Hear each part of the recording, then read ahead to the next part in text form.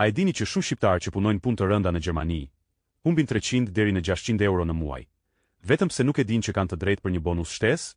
Quhet Ersättningszuschlag, një pagesë ekstra 10 deri 25% mbi rrogën normale, që paguhet për punë të rënda fizike, punë natën, punë me ngrica, punë në zhurmë të lartë, pa pastërti, kimikate ose kushte të vështira.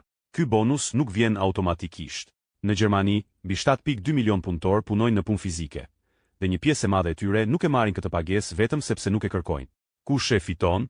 Punonjësit në lager, prodhim, ndërtim, metal, frigorifer, pastrim industrial, paketime, montim, punë natën, punë me kimikate, ose punë ku je ekspozuar në nxehtësisë apo të ftohti. Si ta marrësh?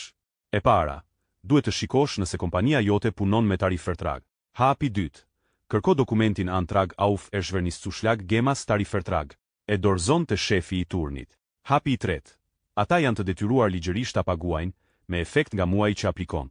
Shumë shqiptarë që punojnë në frigorifer marrin plus 20% shtesë në orë, punë natën plus 25%, ndërtim plus 10 deri 15%, pastrim industrial plus 15%.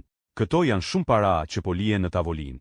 Në disa raste, mund të marrësh edhe pagesë mbrapa për muaj që ke punuar në kushte të vështira.